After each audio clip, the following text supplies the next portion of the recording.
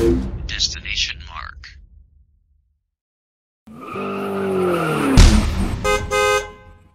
So I just played Banjo-Kazooie for the first time ever. This game eluded me for the longest time, but now that I have Rare Replay, I was finally able to give it a shot. What did I think of it? Not only did I beat the game, I 100%ed it. It held up way better than I thought it would. Let's get into the plot.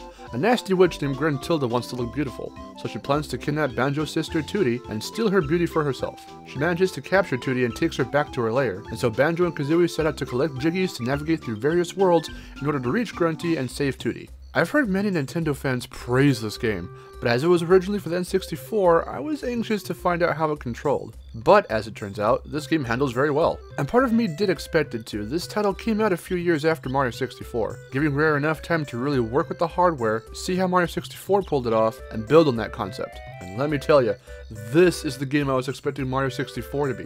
Worlds with clever level design, characters with responsive controls that felt good, a natural sense of progression in both the worlds you visit and the hub world you can run around in without getting too confused. This game hit all the right points in all the right ways. The music is great as well. Grant Kirkhope threw together a perfect soundtrack using similar instruments across most if not all the tracks. And I swear half these songs are earworms. I find the music in Grunty's lair and Click Clock Wood getting stuck in my head quite often, among a few others. That's usually a good sign for a soundtrack. The music's definitely memorable. One criticism I often hear comes with the sound design. Not necessarily with the sound effects, but with the voice clips. I don't know, usually I would find this method of talking unbearably annoying, but I think the charm of these characters really starts to shine through when you hear them speak, and I for one found it quite endearing. And then of course you can speed up their dialogue and it's funny to hear them chirp all high-pitched. Plus the other small voice clips like Mumbo's Umanaka, which has a hilarious backstory as to how it came about, and Banjo's high-pitched yippies and woohoos when you jump as other animals add more charm to the characters.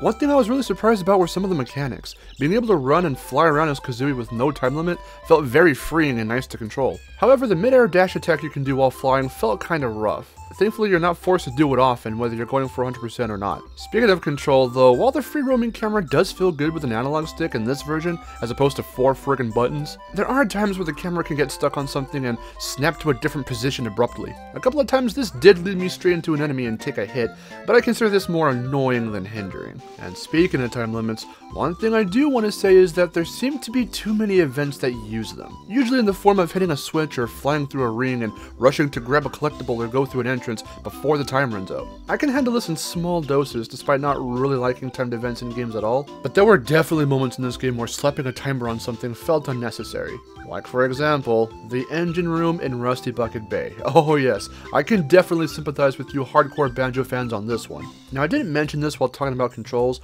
but once in a while Banjo does feel kinda slippery when trying to land somewhere specific, like a small platform or thin path. But combine that with navigating through this section where turbines spin and cranks are always moving around, and it's a feat and a half. And to get this Jiggy stuck in the ship's propellers, they expect you to hit a switch in here to stop the propellers, and then run back outside of the ship's back and grab the Jiggy, all while on a time limit. I don't know, for me it was hassle enough trying to find the entrance to the engine room on my first playthrough and navigate my way through it.